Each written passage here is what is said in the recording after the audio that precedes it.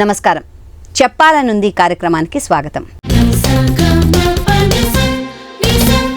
గ్రామీణ జీవితంలోని ఎత్తుపల్లాల్ని మానవీయ కోణంలో ఆవిష్కరించిన రచయిత డాక్టర్ విఆర్ రాసాని గారు. కథలు, నాటకాలు, నవలలు రాయడమే కాకుండా దాంట్లో నటించి దర్శకత్వం వహించిన బహుముఖ ప్రజ్ఞాశాలి. ఆంధ్రప్రదేశ్ ప్రభుత్వం నుంచి కళారత్న, తెలుగు విశ్వవిద్యాలయం నుంచి ప్రతిభా పురస్కారం, తెలుగు సాహిత్య అకాడమీ నుంచి అవార్డుని సొంతం చేసుకున్నారు ఆయన. డాక్టర్ విఆర్ రాసాని గారు ఇవాల్టి మన కార్యక్రమం చెప్పాలని ఉందికి అతిథిగా విచ్చేశారు.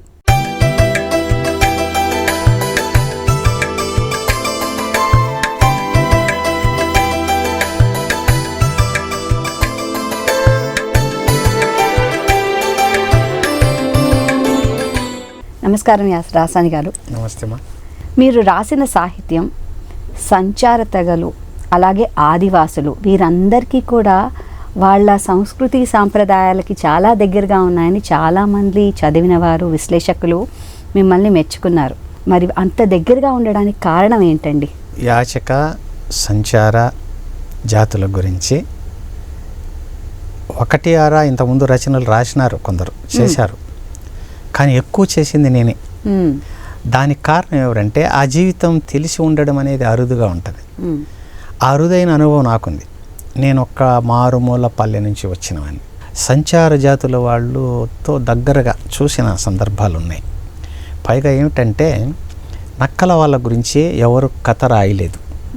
వాళ్ళు ఏమిటంటే అడవుల్లో ఎక్కడ నీళ్లు ఉంటాయో వర్షం పడినప్పుడు ఒక నెల 2 నెలల్లో వంకలు పారుతాయనుకోండి, అక్కడ వాళ్ళు కొన్ని 7-8 కుటుంబాలు అనుకోండి, వాళ్ళు పిల్లలతో అక్కడ పోయి డారాలు వేసుకొని అక్కడ అడవి జంతువులు, చిన్న చిన్న జంతువుల్ని, పక్షుల్ని వేటాడి తింటూ ఆ నీళ్ళు అయిపోయింది అక్కడ ఉండి తర్వాత నీళ్ళు ఎక్కడ ఉంటాయి వెతుక్కుంటా వెళ్ళిపోతారు.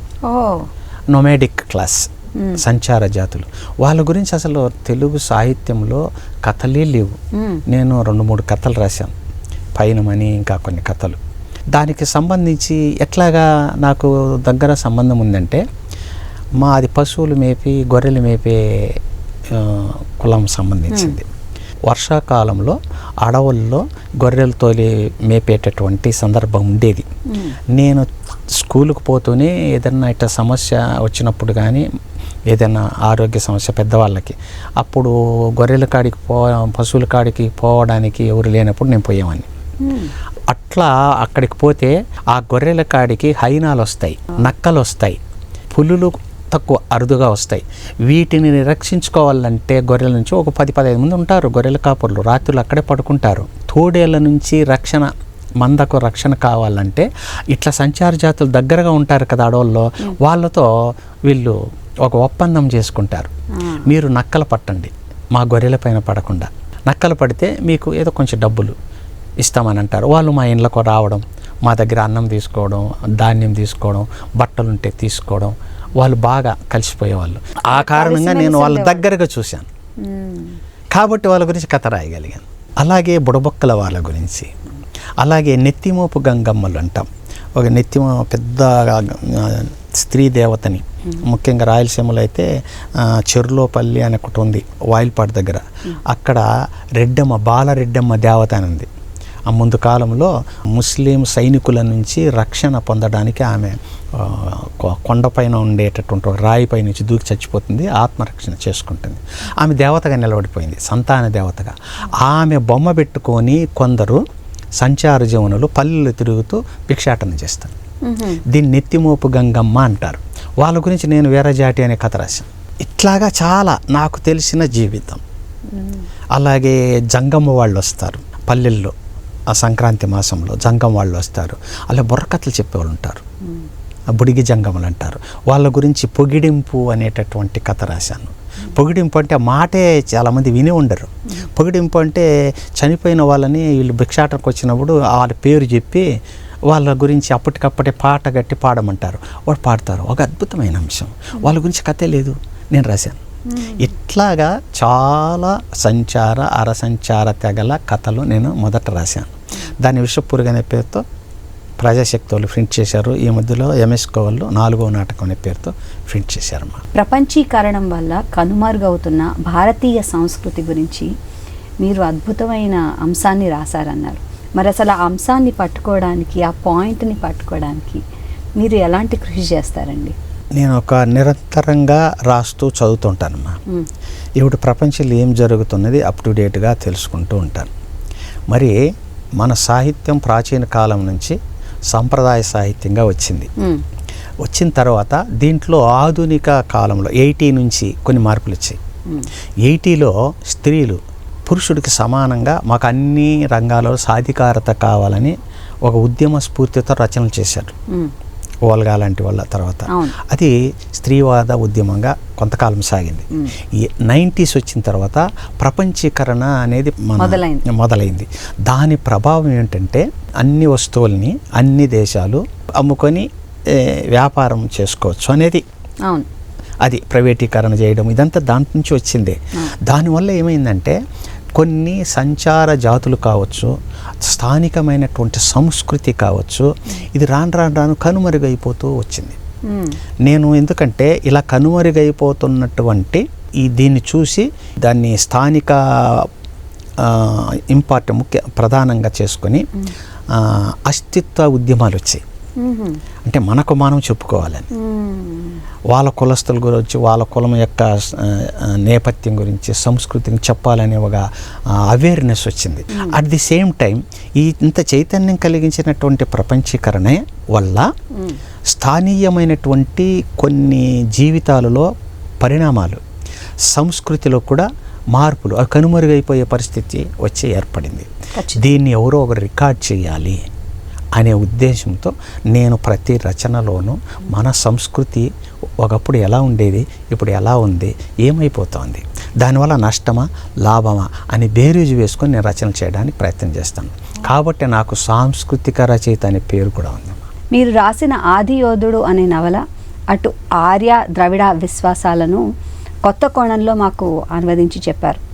మరి ఈ నవల మీకు తెచ్చిన గుర్తింపు, అంతేకాకుండా ఎన్నో భాషల్లో దీన్ని మళ్ళీ ట్రాన్స్లేట్ కూడా చేశారు. దాని గురించి మాకు చెప్పగలరు? మన మిత్రులు సాహిత్య అభిమానులు ఒక ఇద్దరు ఉన్నారు, కేశవులు గారని, ఇంకా ఒక ఇంజనీర్స్. వాళ్ళు చాలా రోజుల నుంచి కృష్ణుణ్ణి ఒక వాస్తవిక దృక్పథంతో ఆవిష్కరిస్తూ మీరు నవల రాయండి, మేము ఫిట్ చేస్తామన్నారు. దాంతో సుమారుగా 6-7 ఇయర్స్ ఋగ్వేదం నుంచి ఇప్పటి వరకు వచ్చిన ప్రాచీన సాహిత్యపు కావ్యాలు ఉన్నాయే, పురాణాలు, అవన్నీ చదివాను. చదివిన తర్వాత నోట్స్ రాసుకున్నాను. ఏమిటి నాకు అర్థమైందంటే, పురాణాలను చదివిన తర్వాత నేనే క్రియేట్ చేసింది కాదు, మన పురాణాలను ఆధారం చేసుకొని రాసిందే. నాకు అర్థమైంది, కృష్ణుడు 8 మందిని పెళ్లి చేసుకున్నాడు. ఎవరిని చేసుకున్నాడు? ఈనాడు మనం శూద్రులు అంటున్నటువంటి, గిరిజనులు అంటున్నటువంటి, దళితులు అంటున్నటువంటి ఆ స్త్రీలని పెళ్లి చేసుకున్నాడు. నాగ్నజితి ఒక మాదిగ అమ్మాయి, జాంబవతి ఒక గిరిజన అమ్మాయి, అలాగే మిగిలిన వాళ్ళంతా కూడా బీసీకి సంబంధించిన, ఇప్పుడు బీసీలు అంటున్నామే ఆ జాతికి సంబంధించినటువంటి అమ్మాయిలను చేసుకున్నాడు. ఎందుకు చేసుకున్నాడు? చాలా యుద్ధాలు చేశాడు, రాజ్యం చేయలా. ఎందుకు చేయలా? ఇట్లా ప్రశ్న వేసుకుంటే నాకు అర్థమైంది అతని జీవితం కూడా చాలా ప్రత్యేకమైన జీవితం. అప్పుడు ఆర్యులు అనేవాళ్ళు మనకు ఇతర కంటే ముందు 2000 సంవత్సరాల ముందే మధ్య ఆసియా అంటే ఇరాన్, ఇరాక్ నుంచి వచ్చారు, పశువులను వేపుకుంటూ కొన్ని లక్షల మంది. అప్పుడు ఇక్కడ గణతంత్ర వ్యవస్థ ఉంది. అంటే 3-4 పల్లెలు ఒక రాజ్యం. పట్టణాలంటే అప్పుడు 2-3 వీధులు ఉండేది ఒక పట్టణం, ఆ పట్టణమే ఒక రాజ్యం. ఇలాగా గణతంత్ర వ్యవస్థ అంటాం, లేదా జనపదాలు అంటారు, ప్రాచీన భాషలో జనపదాలు అంటారు. వీటికి ఐక్యత లేదు. ఇక్కడ అటు పశు పోషణ, వ్యవసాయం, సుభిక్షమైన దేశం. ఆ మధ్య అసలు కరువుల వల్ల దానివల్ల ఇటు వచ్చేసారు. ఆ కైబన్ బరాన్ కనుమలు ఉన్నాయి కదా, హిమాలయ పర్వతం, దాని నుంచి వచ్చేసారు, ఎదుర్కొన్నారు. కానీ వీళ్ళకి ఐక్యత లేదు. వాళ్ళు జయించుకుంటూ వచ్చారు. జయించుకుంటూ వస్తే వీళ్ళని ఎదిరించినటువంటి జాతులు ద్రవిడ జాతి, అదే సింధు నాగరికత అంటాం. హరప్ప, మహంజదారో నాగరికత ఉందే, అదంతా ద్రవిడ నాగరికత. వీళ్ళు ఎదుర్కొన్న వాళ్ళని అడ్డగించిన వాళ్ళని రాక్షసులు అన్నారు, నాగులు అన్నారు, రకరకాల పేర్లు పెట్టారు. వాళ్ళు నాశనం చేయడానికి పూనుకున్నారు. వాళ్ళే రాజ్యాలు ఆక్రమించి రాజ్యాలు స్థాపించుకున్నారు. అలాగే వ్యాపారం చేస్తూ ఇక్కడ డబ్బులు, ధనాన్ని, బంగారాన్ని దోచుకున్నారు. అలాగే వీళ్ళని అంటరాని వాళ్ళుగా వాళ్ళందరినీ సెగ్రిగేట్ చేశారు. వీళ్ళ దాడికి భరించలేక కొందరు అడవులకు పారిపోయారు. వీళ్ళని సర్వనాశం చేయాలని ప్రయత్నం చేశారు. అప్పుడు వీళ్ళని ఎదిరించిన వాడు మొట్టమొదటి కృష్ణుడు. కృష్ణుడు సువిశాలమైన సుస్థిరమైన రాజ్య వ్యవస్థను స్థాపించాలని అన్ని యుద్ధాలు చేశాడు. పెళ్ళిళ్ళు చేసుకుని రాజ్యం కలిపేసేవాడు వాళ్ళ రాజ్యాన్ని. అందులో అతను జయించిన రాజ్యం ఎక్కడి వరకు అరేబియా కంట్రీస్ ఉన్నాయి కదా, దుబాయ్, అక్కడ ఆ మక్కా మసీదులో శివలింగం ఉంది. ఎందుకుంది? వీళ్ళు ద్రవిడులు పూజించే దేవుడు శివుడు. అక్కడి వరకు విస్తరింపచేశాడు ఇతను రాజ్యం చేయాలి. మళ్ళీ రాజ్యాలుగా విడిపోయినాయి వేరు. అలాంటి ఆర్యులను ఎదుర్కొన్న మొట్టమొదటి వీరుడు కాబట్టే అతని ఆది యోధుడిగా నేను చిత్రించాను. నేను కల్పించింది కాదు, నాకు చదివితే అర్థమైంది అది. ఇది ఆంగ్లంలో ఒక ఇంగ్లాండ్లో సుభాష్ అనే అతను అనువాదం చేశాడు. ఆది యోధ అని ద ఫస్ట్ వారియర్ అని సబ్టైటిల్ పెట్టి రాశాడు. అది అమెజాన్లో పెట్టారు, బుక్ వచ్చింది, అది ప్రపంచవ్యాప్తంగా పోయింది. అతని అలాగే ఇంకొక అతను జగదీష్ అని హిందీలో చేశాడు ఆది యోధ అనే పేరుతో. అది కూడా 6-7 దేశాలలో పోయింది. జపనీస్లో కూడా ఒక అబ్బాయి నాకు నో అబ్జెక్షన్, జపనీస్ భాషలో చేస్తానని అనుమతి పత్రం అడిగాడు. జాతీయ కాకుండా అంతర్జాతీయ స్థాయిలో అడుగుతున్నారు. అలాగే మరాఠీ వాళ్ళు, ఉర్దూ వాళ్ళు కూడా అడిగారు. వాళ్ళకి ఇచ్చాను, నో అబ్జెక్షన్ ఇచ్చాను. వాళ్ళు ఎప్పుడు పూర్తి చేస్తారో తెలియదు. రాసాని గారు, మీరు అసలు ఎక్కడ పుట్టారు? మీ స్వస్థలం ఎక్కడ? మీ చదువు అంతా ఎక్కడ జరిగింది? చిత్తూరు జిల్లా ఉండేది, ఐక్యత ఉండేది. ఇప్పుడు జిల్లాలు వేరైనాయి కదా. ఇప్పుడు అన్నమయ్య జిల్లాకి వెళ్ళింది మా ఊరు పులిచెర్ల అని. అక్కడ ఒక విలేజ్, కురవపల్లి అని ఒక విలేజ్. అక్కడ 1957 ఏప్రిల్ 19న స్కూల్ రికార్డు ప్రకారం పుట్టినట్టుగా నా డేట్ ఆఫ్ బర్త్ ఉంది. మా నాన్న వాళ్ళంతా కూడా వ్యవసాయ సంబంధమైన కుటుంబం, ప్లస్ పశువులు గొర్రెలు మేపుకునే జీవితం. నాకు 2 అన్నలు, ఒక అక్క, ఒక తమ్ముడు, ఒక చెల్లెలు ఉన్నారు. ఎవరు పెద్దగా మా ఊర్లోనే పెద్దగా చదువుకోలేదు. మొట్టమొదట హైయర్ ఎడ్యుకేషన్ చదవడానికే చాలా కష్టపడ్డాను. చదివి తర్వాత అక్కడే ఎస్వి కమ్మపల్లి అని ఒకటి ఉంది, అక్కడ ఎలిమెంటరీ స్కూల్ పూర్తి చేశాను. పులిచెర్ల జెడ్పీ హై స్కూల్లో ఫస్ట్ క్లాస్లో ఆ కాలంలో 10th పాస్ అయ్యాను, 74. తర్వాత intermediate Pileru junior college, government junior కాలేజీలో బైపీసీ పూర్తి చేశాను. తర్వాత అక్కడ ఒక గ్యాప్ వచ్చింది 1 year. అంటే గొర్రెలు మేపేవాళ్ళు లేరని నన్ను గొర్రెల కాడికి పంపారు. నేను ఇల్లు వదిలేసి పారిపోయాను చదువుకోవాలని. మళ్ళీ పట్టుకొచ్చి మళ్ళీ డిగ్రీలో చేరాను. నాకు తెలుగు అంటే చిన్నప్పటి నుంచి చాలా ప్రేమ. అందుకని సైన్స్ చదివినామని, అప్పుడు ఎంబీబీఎస్ చదవచ్చు అనే నాలెడ్జ్ కూడా లేదు, పల్లెలో నుంచి వచ్చినాను. కాబట్టి ఎస్వి ఆర్ట్స్ కాలేజీలో తిరుపతిలో అడ్వాన్స్ తెలుగు తీసుకొని 2nd క్లాస్లో పాస్ అయ్యాను. ఆ కాలేజీ మొత్తంలో అప్పటి కాలంలో 10 మంది 2nd క్లాస్లో పాస్ అయినారు అంతే. అప్పుడు తక్కువ అట్ట పాస్ అయ్యేది. నేను 2nd క్లాస్లో పాస్ అయ్యాను. తర్వాత ఎంట్రన్స్ పెట్టారు ఎస్వి యూనివర్సిటీలో తెలుగు డిపార్ట్మెంట్. అప్పుడు ఎంట్రన్స్ ఉండేది.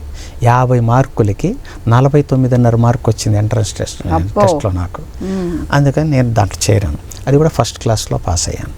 అలాగే ఎంఫిల్ చేశాను.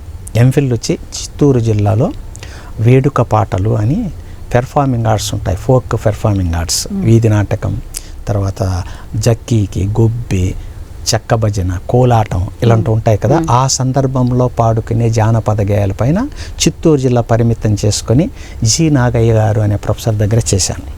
దాన్ని అట్లాగే కంటిన్యూవేషన్ రాయలసీమలో వేడుక పాటలు అనే పేరుతో నేను చేశాను.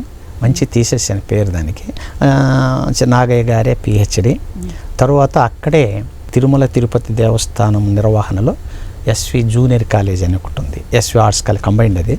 అక్కడ జూనియర్ కాలేజీలో లెక్చరర్గా చేరి అక్కడ తర్వాత 2000 అంటే 83 నుంచి అక్కడ 2001 నుంచి ఎస్వి ఆర్ట్స్ కాలేజ్ డిగ్రీ కాలేజీకి ప్రమోట్ అయ్యి నా దగ్గర కూడా పిహెచ్డి చేసిన వాళ్ళు ఉన్నారు. యూనివర్సిటీ నాకు పర్మిషన్ ఇచ్చింది. 7 మంది ఎంఫిల్ చేశారు, 4 పిహెచ్డీలు చేశారు. అక్కడ అసోసియేట్ ప్రొఫెసర్గా రిటైర్ అయ్యానమ్మా. ఇది నా జీవితం. మీరు డిగ్రీ చదివేటప్పుడు కూడా ఒక నాటిక రాసి ఆ నాటికని ప్రదర్శనకు కూడా పెట్టారు విన్నాము. దాంట్లో మీరు దర్శకత్వం, రాయడం, నటన కొన్ని బై బర్త్ వస్తాయి, మనం చెప్పలేము. అంతేనా? నా కవిత్వం ఇలా రాయాలని నాకేం తెలుసు, రాశాను. అలాగే నాటకాలు, మా ఊరు వీధి నాటకాలకు ప్రసిద్ధి.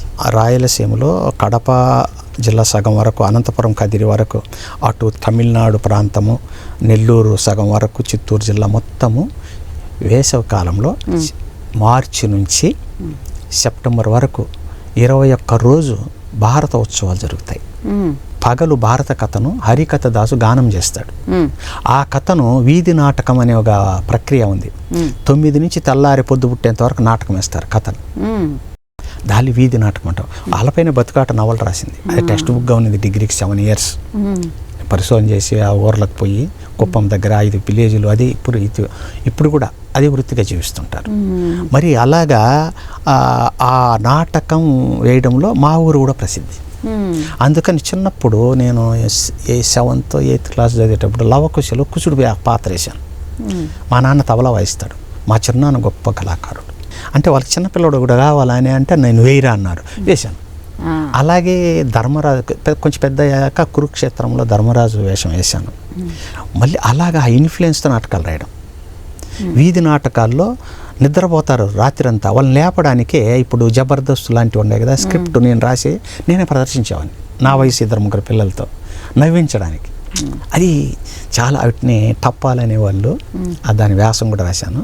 అవి దొరకలేదు. అవి కొన్ని ఎట్లాగా నాటకంతో నాకు పరిచయం ఉండడం వల్ల నాటకం రాశాను. నేను డిగ్రీ చదివేటప్పుడు ఫస్ట్ ఇయర్లో స్వర్గానికి ఇంటర్వ్యూ అని మొదటి నాటకం రాశాను. స్వర్గానికి ఇంటర్వ్యూ. అప్పుడు యమగోళ రాలేదు సినిమా. అంటే స్వర్గంలోకి వెళ్ళడానికి ఇంటర్వ్యూ పాపులంతా నరకానికి పోతారు కదా, అప్పుడు ఆ రోజు లీవ్ పెట్టినాడట ఎవరు యముడు. అందుకని సర్వలోకాధిపతి అయినటువంటి విష్ణువు ఇంద్రునికి అధికారం ఇస్తాడు, ఈ రోజు నువ్వు పాపుల్ని పరీక్షించు, ఎవరికి నరకం విధించాలి, ఎవరికి స్వర్గానికి పంపించాలి అని. అంటే అప్పుడు నేనే మంత్రిగా చేశాను, ఇంద్రునికి మంత్రి మాతలిగా. నేనే డైరెక్షన్. వ్యంగ్యము హాస్యం 2 ఉంటాయి. ఆ నాటి సమాజపు సమస్యలు చిత్రీకరించడం. అప్పుడు పిచ్చి ప్రేమ ఉండేది, ఏది సినిమా పిచ్చి. ఆ సినిమా పిచ్చి అక్కడ కూడా ఎలా ఉంది అని. ఆ ఇంద్రుడు చనిపోయి వచ్చినటువంటి సావిత్రిని వీళ్ళని చూసి, ఎస్వి రంగారావుని వీళ్ళని ఘంటసాల వీళ్ళని చూసి మనం సినిమా తీద్దామంటాడు. అది బుక్ కూడా వేసాం 83లో. సుమారు 10 సార్లు ప్రింట్ అయి ఉంటుంది. ఎక్కడ స్కూలు కాలేజీలు అదే వేయడమే అందరూ. అది నా మొదటి నాటకం. మీరు డిగ్రీ చదివే రోజుల్లో ఒక నాటక వ్యవస్థను స్థాపించి మీరు కన్నడలో తెలుగులో ఈ నాటకాలు ప్రదర్శించేవారట. 80sలో ఎల్బి శ్రీరామ్ ఇప్పుడు సినిమా నటుడు, ఆయన ఉష్కాకి అన్న ఒక నాటకం రాశాడు. దాన్ని తిరుపతి వాళ్ళే పద్మనాభయ్య అని ఒక ప్రొఫెసరు, బ్యాంక్ మేనేజర్గా రిటైర్ అయినాడు వేణుగోపాల్ అని. ఆయన ఎంపీ శివప్రసాద్ చనిపోయినాడు, ఎంపీ, గొప్ప నటుడు ఆయన. ఆయన నాటకాలని చిన్న డిగ్రీలు అప్పుడు వేషాలు కూడా వేశాను.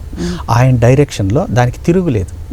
మన 2 తెలుగు రాష్ట్రాల్లో ఎక్కడ పోయినా దానికి ఫస్ట్ ప్రైజ్ వచ్చేది. అది సంచలనం ఆ రోజుల్లో. దానికి పోటీ ఏమి నాది నరమేధం అనే నాటకం రాశాను. అది దాని బ్యాక్గ్రౌండ్ ఏంటంటే చిత్తూరులో లక్ష్మీ థియేటర్ అని ఒక అతను థియేటర్ కట్టి మొదటి టికెట్ తీసుకున్న వాడిని 1,00,000 రూపాయలని అనౌన్స్ చేసి అతను తీసుకుపోయిన ఒక అబ్బాయిని తెర వెనక్కి తీసిపోయి బలి ఇచ్చేశారు. ఇప్పుడు కూడా ఉంది థియేటర్, సీల్డ్ అండర్ సీల్డ్. అతను బయటపడింది, దాన్ని వాళ్ళని అరెస్ట్ చేశారు, దాన్ని సీల్ చేసేసారు గవర్నమెంట్. ఇప్పుడు కూడా అది అట్లాగే ఉంది. అది అడవిలాగా చెట్లు మలిచిపోయా థియేటర్. అది బహుశా నేను ఇంటర్మీడియట్లో చదివేటప్పుడు అనుకుంటా ఈ ఇన్సిడెంట్. దాన్ని బేస్ చేసుకొని నరమేధం అని రాశాను. నరమేధంలో నేను విలన్ వేషం వేసా, నేను బెస్ట్ విలన్ చాలా అవార్డులు తీసుకున్నాను. నేను విలన్ అంటే ఎవరు నమ్మరేమో, స్టేజీలో మారిపోతుంది. అది చాలా చోట్ల ఉత్తమ ప్రదర్శన వచ్చింది. బెస్ట్ విలన్ నాకు, బెస్ట్ రచయిత దర్శకత్వం వచ్చింది దానికి పోటీగా. అప్పుడు వాళ్ళు పరిచయమైన ఇప్పటికే ప్రాణ స్నేహితులే, ఉష్కాకెత్తే వేసేవాళ్ళు. అట్లాగా నరమేధం కన్నడంలో బళ్ళారిలో వేసినప్పుడు దొడ్డనగౌడ అప్పుడు 86 years 85 years ఉంటుంది, ఆయన చేతుల మీదుగా బెస్ట్ విలన్ బహుమతి తీసుకున్నాను. మెడ్రాస్లో పానుగల్ పార్క్లో ఒక మూల వేరే వాళ్ళు స్టేజ్ చేసి వేయించినారు. దాన్ని ఆ కాలంలో జగ్గయ్య, గుమ్మడి, కాకరాల, మిక్కిలినేని రాధాకృష్ణ, చంద్రమోహన్ మిస్సెస్ కథ నవలా రచయిత్రి జలంధర వాళ్ళు వచ్చి చూశారు. చూసి అయిపోయినాక కూర్చున్నారు, మాట్లాడుతున్నారు. జగ్గయ్య కొంచెం ఆయాసపడితే వెళ్ళిపోయినాడు. మిగిలినోళ్ళు నీ వయసు ఎంత అన్నారు. అప్పుడు నేను సినీ ఫీల్డ్లో ఉన్నాను స్క్రిప్ట్ రైటర్గా, అందువల్ల అక్కడ ఆ పరిస్థితి వేయించినారు. నీ వయసు ఎంత అంటే 25, 24 ఉంటుంది సార్. ఇంత వయసులో ఎట్లా చేస్తున్నావు నువ్వు, సినిమాకి వచ్చేయకూడదు అంటే ఆల్రెడీ ఉన్నాను సార్ స్క్రిప్ట్ రైటర్గా అని చెప్పాను. వాళ్ళు కూడా ఇంత చిన్న వయసులో ఇంత అద్భుతంగా చేసావు, ఎట్లా చేసావు అని ఇది. అట్లాగా అది నరమేధం అనేది చాలా దాని అనుభవం అద్భుతమైన అనుభవం. ఈ ప్రతినాయకుడి పాత్ర వేసినప్పుడు చాలామంది నిజంగా వచ్చి మిమ్మల్ని కొట్టేంత ప్రయత్నం వరకు చేశారని, అంత బాగా నటించారని కూడా. కొట్టే విధంగా కాదు, 17వ ప్రదర్శన ఏమో నాకు సరిగ్గా గుర్తులేదు, ఒక దళిత వాడ వాళ్ళు ఏర్పాటు చేశారు. అది దండోర వేయించారు. 7-8 వేల మంది వచ్చి ఉంటారు ప్రేక్షకులు. అక్కడ నాకు బావమరిది వరుస అవుతాడు హీరో, అతను మారు వేషంలో వచ్చి ఉంటాడు మామూలు పట్టుకోవడానికి. ఆ కథలో ఆ థియేటర్కి బలి ఇచ్చిన వాడిని పట్టుకోవాలని. నేను మాంత్రికుని. ఆ థియేటర్ కట్టిన భూస్వామి ఉంటాడు, బలి ఇవ్వడానికి మంత్రం వేస్తూ ఉంటాం మధ్యలో. వాడు కూర్చోబెడతాము, నేను మంత్రాలు చదువుతుంటా. నేను వేసేయంటే వాడు వేసేయాల, ఒక కత్తి పట్టుకోని ఉంటాడు. ఒక ఆమె వచ్చేసింది, నా కొడుకుని చంపేస్తారు రాని. ఆమె నాకు అత్త కావాలి, నాగమ్మ ఆమె పేరు. అత్త ఇది నాటకం అత్త. ఆమె వినలే. వెనక నుంచి మా అక్క 7 కిలోమీటర్ల దూరంలో మా అక్కనిచ్చిన రామ వచ్చింది. నాయన అబ్బోడా ఇట్లా వేసుకుని వేద్దురా పాపాలు రా అంటుంది ఆమె స్టేజ్ పైకి వచ్చి. అంటే వాళ్ళు నిజమనేటిగా మేము ప్రదర్శించినందుకు సంతోషించాలో, మధ్యలో ఆగిపోయింది కదా అని బాధపడాలో అర్థం కాలే. కార్యకర్తలు వచ్చి మళ్ళీ సర్ది చెప్పి చేశారు. ఇట్లాంటి అనుభవం.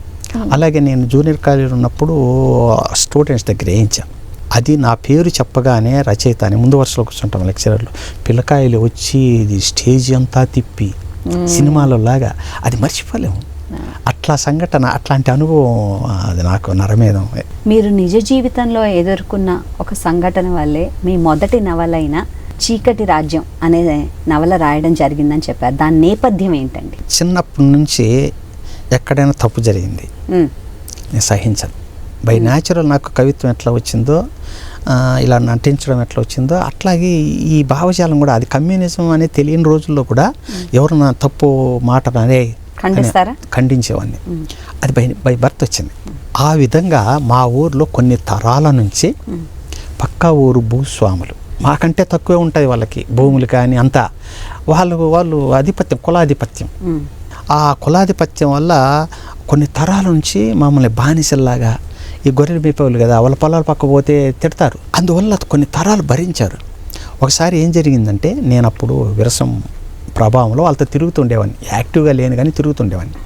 మా ఊరు ఒడ్డి వాళ్ళు ఉన్నారు, వాళ్ళకి పేదరికం, వాళ్ళకు మందు పోయించడం, డబ్బులు ఇవ్వడం, ఈ గొర్రెలు దొంగతనం చేయించడం, అటు చేసేవాళ్ళు. కోసుకు తినేయడం. ఎవరు? ఈ భూస్వాములు. అట్లాగా ఒక 2-3 మా మందలో పడి గొర్రెలను దొంగలిస్తుంటే ఒకరిని పట్టుకున్నాం, కొట్టాం, కట్టేసి కొట్టాం. వీళ్ళు పోయి వాళ్ళకి చెప్పుకున్నారు భూస్వాములకి. వాళ్ళు మమ్మల్ని రమ్మని మేము ముందే ప్లాన్ చేసి ఇంత కట్టెలు, మా వయసు అప్పుడు యంగ్స్టర్స్ ఇక్కడ పెట్టుకొని ఏమన్నా వినకపోతే కొట్టాలనుకున్నాం, తిరుగుబాటు చేయాలనుకున్నాం. ఆ ఊరికి మా ఊరికి నాయకురాలు బండ అని ఒక బండ ఉంది. అక్కడ పంచాయతీ 6 గంటల నుంచి సాయంత్రం 2 గంటల వరకు కొట్టడం మాది తప్పు అంటారు వాళ్ళు. దొంగతనం చేసిన తప్పు కదా, దొంగను పట్టుకుంటే కొట్టరా అని అంటే, ఆహా వాళ్ళ తప్పు మా తర్వాత చెప్తాం, తప్పే అంటే మేము పోలీస్ కేసు పెడతాం అంటే, మేము ఉండగా మీరు ఎట్టకెళ్ళి పోలీస్ కేసు పెడతారు, ఎట్ట బతుకుతారు మమ్మల్ని కాదని దబాయించేది. ఎంత చెప్పినా ఇలా. ఆ కాలంలో 5,000 బాండ్లు రాయించుకున్నారు మా కుల పెద్ద దగ్గర. తప్పు అని తెలిస్తే ఇది మీరు కట్టియాల మాకు, వాళ్ళది తప్పే అని మళ్ళీ నిర్ణయించి, వాళ్ళు దొంగతనం చేసిన వాళ్ళకి 20 రూపాయలు వేసినారు ఫైన్. ఆ కాలంలో మాకు 5,000 రూపాయలు బాండ్ది. ఆ బాండ్ ఇయ్యంటే వాళ్ళు తప్పు అని నిరూపణ అయింది కదా, ఇయ్యంటే ఇయ్యరు. అందుకు ఏంది అని అంటే, మా తమ్ముడు ఒకడు ఉన్నాడు, చనిపోయినాడు, చెంగలరాయలు, వాడిని పొట్టబట్టి కొట్టినాడు. వాళ్ళ ఊరికి పోయిందాక 6 మంది ఏమో వాళ్ళు పెద్దలు, వాళ్ళ ఊరికి పోయిందాక కొట్టాం వాళ్ళని. బాబాయ్ అప్పుడు నిర్ణయించుకున్నాం అందరం, మనకు ఈ ఆస్తుల కంటే నిజమైన ఆస్తి, నిజమైన గౌరవం కల్పించేది చదువు అని. ప్రతి ఒక్కరు చదువుకోవాలని. ఇప్పుడు కూడా మా ఊర్లో ప్రతి ఇంటికి 2 స్వీపర్లు కానీ IAS వరకు ఉంటారు. మమ్మల్ని ఒకప్పుడు ఇబ్బంది పెట్టిన భూస్వాములు ఇటు వచ్చి నిలబడతారు. ఇప్పుడు కూడా తొలగిపోతారు.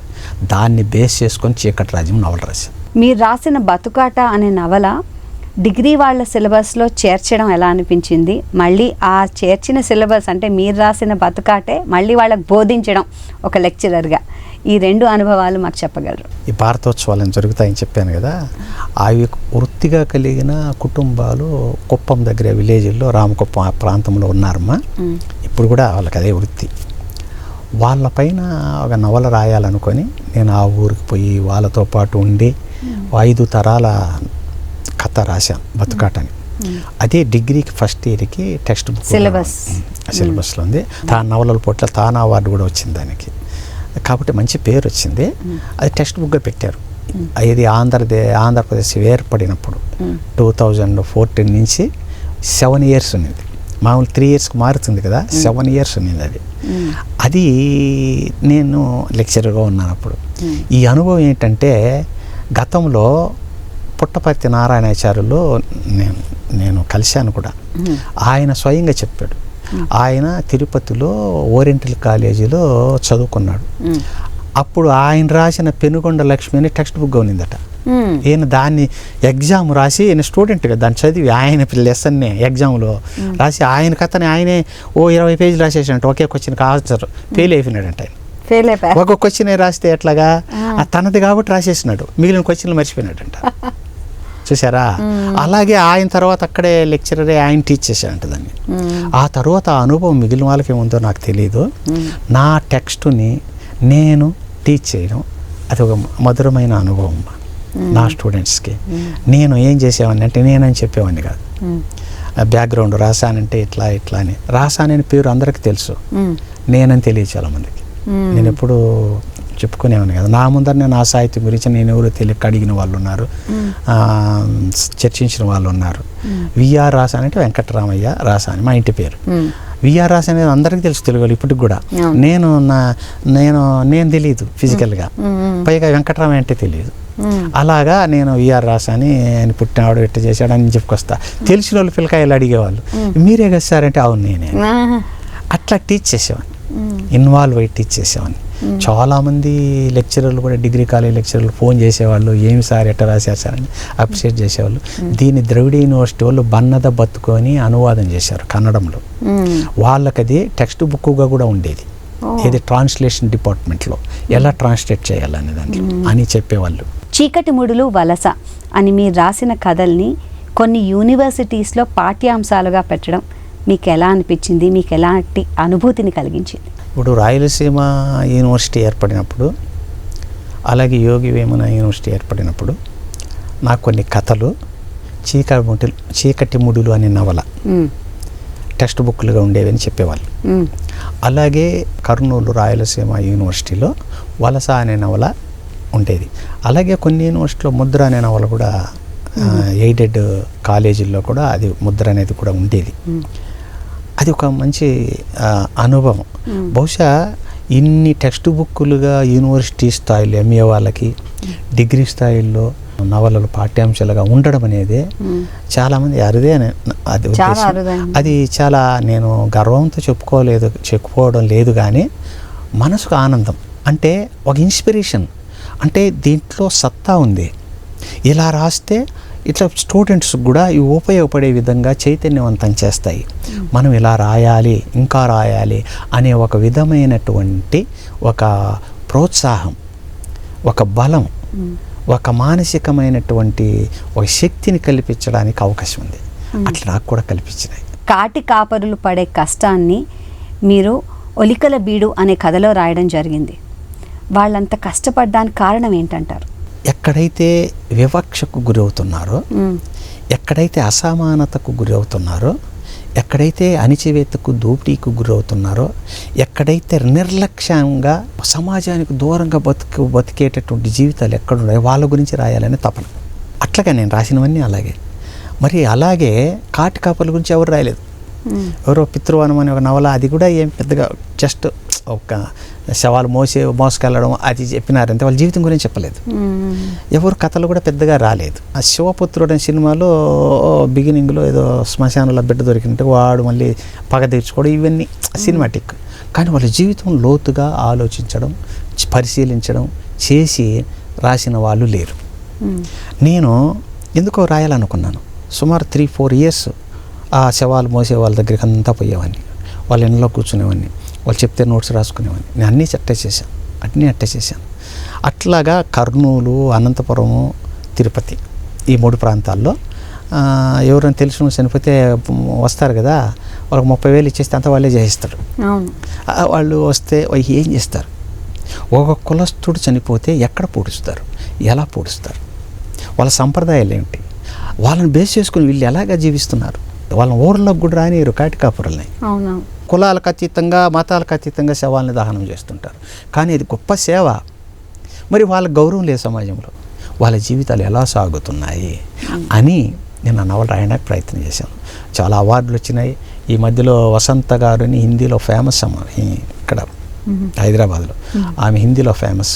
ఆమె హిందీలోకి మర్ఘట్ అనే పేరుతో అనువాదం చేశారు. 2 months అప్పుడు ఇక్కడే రవీంద్ర భారతిలో ఆవిష్కరణ జరిపారు ఆ పుస్తకాన్ని హిందీలో. 200 మంది వచ్చారు, భోజనాలు పెట్టి అద్భుతంగా దాన్ని ఆవిష్కరించారు. ఆ విధంగా అందరిని ఆకర్షించింది. అజ్ఞాతం, నేలతీపి, జలజూదం ఈ 3 నాటికల్ని మీరు ఎంతో బాగా చిత్రీకరించి అందులో రైతులు అలాగే వలస కూలీలు కష్టాలన్నింటినీ కూడా ఎంతో బాగా చూపించారు. మరి దీనికి మీకు వచ్చిన గుర్తింపు ఎలా ఉంది? అది చెప్పే ముందు ఒక మాట చెప్తాను. ఇప్పుడు తరిగొండ వెంగమాంబ ఉన్నారు. నేను కొంచెం భక్తి తక్కువ నాకు. ఒక లెక్చరర్ ఉండేవారు దళవాయి సుధాకర్ అని. ఆయన నాటక సమాజాన్ని నడిపేవారు. ఆయన ఒకరోజు మా గురువు గారు, నాకు డిగ్రీలో లెక్చరర్గా ఉన్నటువంటి సింగంపల్లి సచ్చిదానందం గారు, సింగంపల్లి సచ్చిదానందం గారు చాలా గొప్ప టీచర్. ఆయన రిటైర్ అయినారు. ఆయన ఒకరోజు ఇంటికి పిలిచారు. రా బాబు మాట్లాడాలని పోయాను. ఏం లేదు, తరిగొండ వెంగమాంబ గురించి ఒక నాటకం రాయి. వాళ్ళు అడిగినారు, వేస్తారన్నారు. వేస్తారంటే సార్ నేను భక్తి రాయను కదా సార్ అన్న. నా కోసం రాయన్నాడు. గురువు గారి కోరిక కోసం 6 months పరిశోధన చేసి రాశాను. ఆమెలో ఒక పాజిటివ్, అందులో విప్లవాత్మకమైన భావన ఉంది, రాయాల్సిందే అనుకున్నాను. ఏమిటి ఆ భావన? మగుడు చనిపోతే తాళి తీస్తారు, అంటే హైందవ చిహ్నాలు, తెల్ల చీర కట్టుకుంటారు, గాజులు తీసేస్తారు కదా. అవి తేయలేదు మగుడు చనిపోతే ఆమె. ఎప్పుడు 18 శతాబ్దం. మరి అద్భుతం కదా. సరే మనం రాయాలని రాశాను. మాతృశ్రీ తరిగొండ వెంగమాంబ అని నాటకం. అది మామూలు హిట్ కాలేదమ్మా. దాన్ని కేవీ రమణాచారి గారు తిరుపతిలో ఉన్నారు కదా, ఐఏఎస్, ఆయన మాకు టీటీడీ ఈఓగా ఉన్నారు అప్పుడు. ఆయన పిలిపించి దాన్ని ఇచ్చేశారు, వేయించారు. అయితే హిందీలో కూడా ట్రాన్స్లేట్ అయింది, కన్నడంలో ట్రాన్స్లేట్ అయింది, హిందీలో అవార్డు కూడా వచ్చింది పెద్ద ఆయనకి, వైసీపీ వెంకటరెడ్డి అని ఇటీవల చనిపోయారు. అట్లాగా సురభి కళాకారుల చేత 120 సార్లు మన భారతదేశం అంతా వేయించినారు దాన్ని, ఆ నాటకాన్ని. నేను రాసి ప్రదర్శించిన తర్వాతనే తరిగొండ వెంగమాంబ ఎవరికి అనేది అర్థమైంది. నేను రాసిన స్క్రిప్టే సినిమాగా భారవి కొంచెం మార్చి తీసినారు.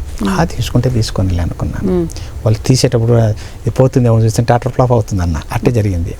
మార్పు చేసేది బాగా చేయాలా, అది ఆధారం లేకుండా ఎట్లంటే అటు చేయకూడదు. అందుకని సక్సెస్ కాలేదు. సీరియల్ మధ్యలో ఆపేశారు. స్క్రిప్ట్ నాదే, అంతకుముందు ఎవరు రాయలే, చేశారు. అట్లాగా ఈ నాటకాలు కూడా నేను పరిశోధన చేసి వాళ్ళ దగ్గర పోయి రాసినవే.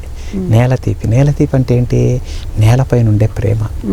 రైతుకి భూమికి ఓ పేగు సంబంధం ఉంటుంది. పేగు నిండాలంటే భూమి పండాలి. భూమి పండించేవాడెవడు? రైతు.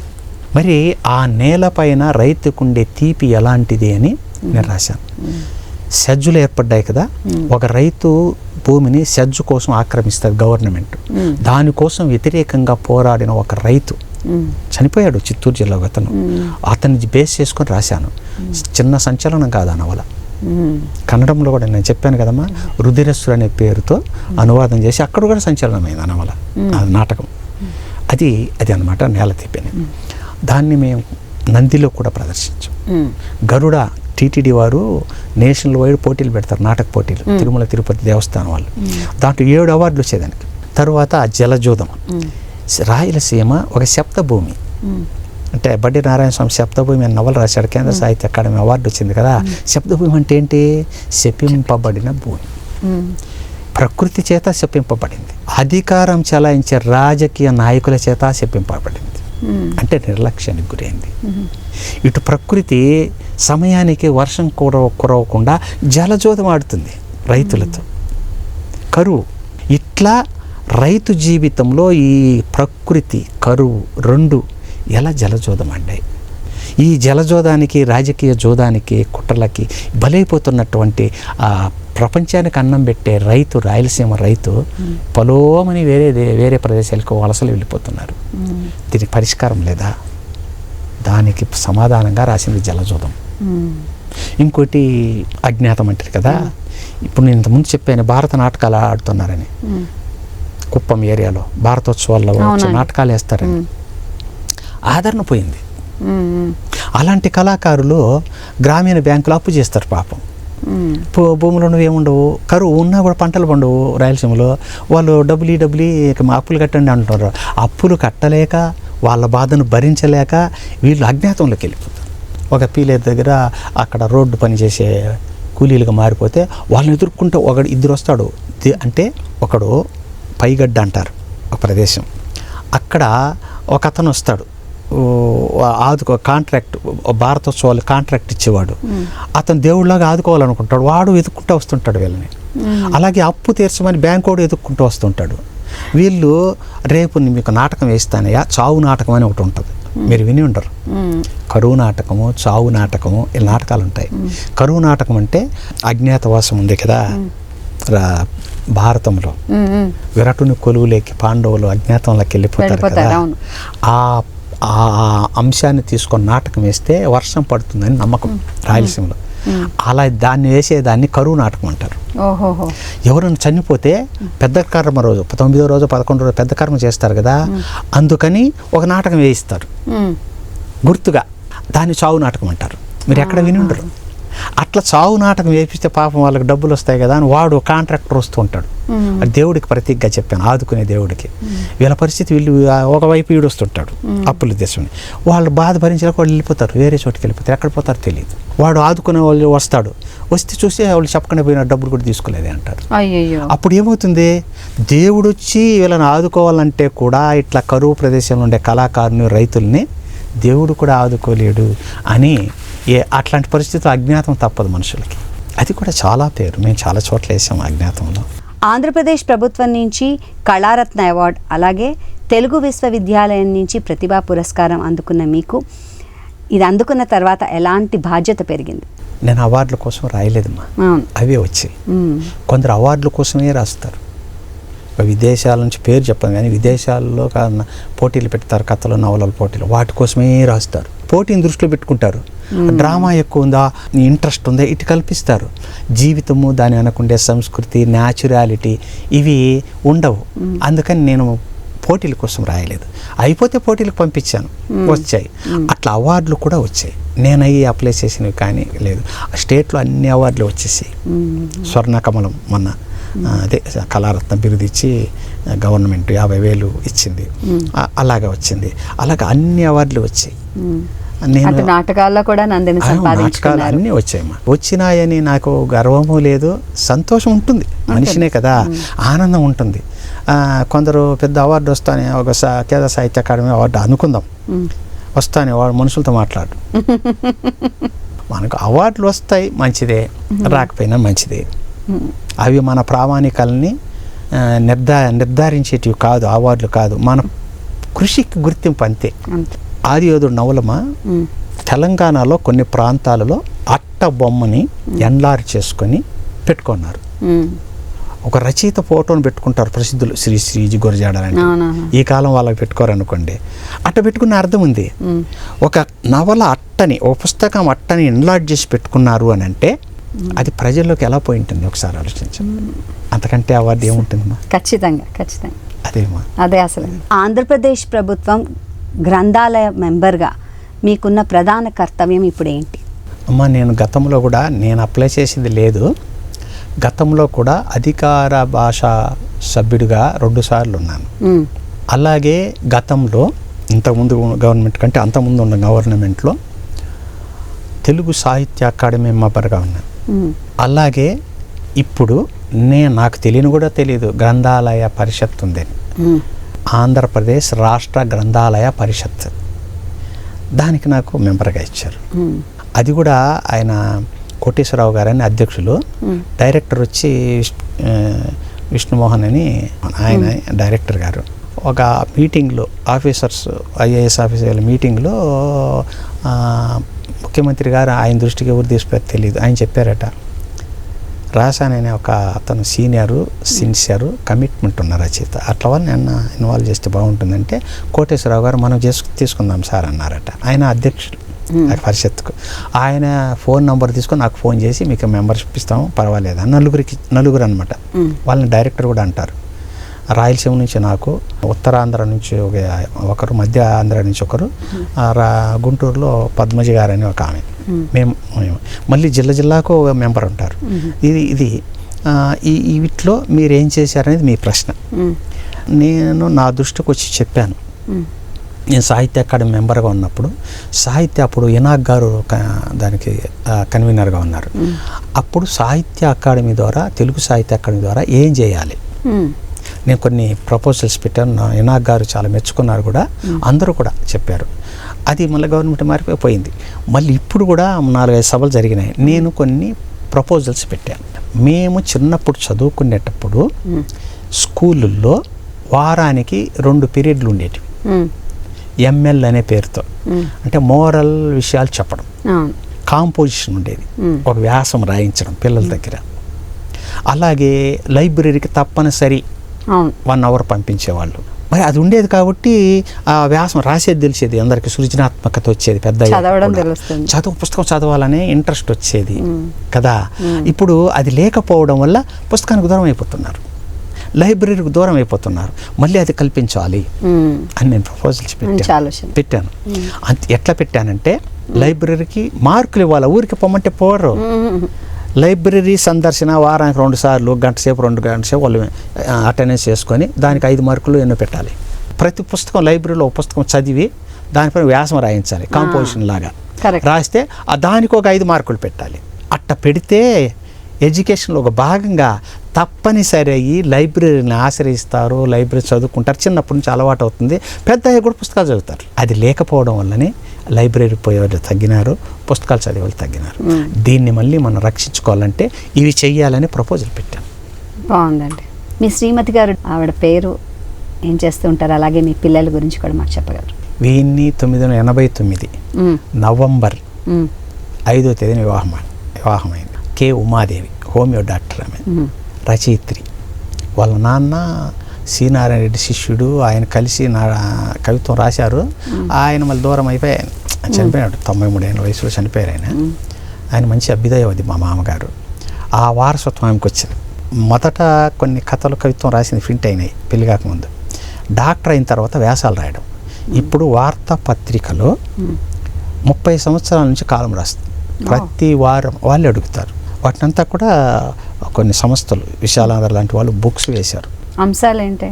వైద్యం సంబంధించి రకరకాల వ్యాధులకు సంబంధించి. ఈ మధ్యలో ఎంఎస్కో వాళ్ళు కూడా క్షయ వ్యాధులు రకాలు హోమియో వైద్యం అనే పేరుతో ఆమె దగ్గర రాయించి చేశారు. అలాగా నిరంతరం మా ఇంట్లో ఏంటంటే, ఆమె ఒక పక్క నేను ఒక పక్క రాసుకుంటుంటాం, ఏం పట్టించుకోం, రాసుకుంటాం. వాళ్ళు అడుగుతుంటాం, పంపిస్తుంటాం. మా పెద్దవాడు వాడు అమెరికాలో ఉన్నాడు. అతను 6th క్లాస్లో ఇంగ్లీష్లో పోయిటరీ రాశాడు, ప్రింట్ అయినాయి 5-6. నేను ఎవరైనా డైవర్ట్ అయిపోతుంది, పెద్ద అయ్యాక ఉద్యోగం సంపాదించినాక మళ్ళీ రాసుకున్నా. అతను ఫ్రాన్స్లో చదివాడు, వరల్డ్లో 7th ర్యాంక్ కాలేజ్ అప్పుడు ఫ్రాన్స్లో. దాంట్లో ఇండియా 2nd ర్యాంక్ వచ్చాడు. అతను అక్కడ కన్స్ట్రక్షన్ కూడా ఇచ్చారు, ట్యూషన్ ఫీజు అక్కడే వాళ్ళే జపాన్లో MBA చేయించినారు, వాళ్ళే ప్లేస్మెంట్ ఇచ్చారు. దక్షిణ అమెరికాలో కొలంబియాలో ఉన్నారు. అక్కడ పెళ్లి చేసుకున్నాడు. ఒక మనవడు, చాలా అందంగా ఉంటాడు మా మనవడు, ముద్దుగా ఉంటాడు. రోజు 2 years కూడా కాలేదు, ఇంకా 1 month ఉంది 2 yearsకి. అలాగా రెండో అబ్బాయి కాంచన కృష్ణ అని మన దగ్గరే ఉన్నాడు. అతను మమ్మల్ని వదిలి ఉండలేడు, మన దగ్గరే ఏదో బిజినెస్ అవి చేసుకుంటూ ఉన్నాడు. అతనికి ఇంకా పెళ్లి కాలే. ఇది నా కుటుంబం బ్యాక్గ్రౌండ్. మా రాసాని గారు, చాలా సంతోషంగా ఉంది మిమ్మల్ని ఇలా ప్రత్యక్షంగా కలవడం, మీతో ఇలా సంభాషించడం, ఎన్నో విషయాలు మీ ద్వారా మేము తెలుసుకోవడం. వాళ్ళ చెప్పాలని ముందుకు వచ్చినందుకు ధన్యవాదాలు తెలియజేస్తున్నాం. ధన్యవాదాలు. థ్యాంక్స్ అమ్మా. నమస్కారం. నమస్కారం. ఈ కార్యక్రమాన్ని ఈటీవీ విన్ మొబైల్ యాప్లో కూడా వీక్షించండి.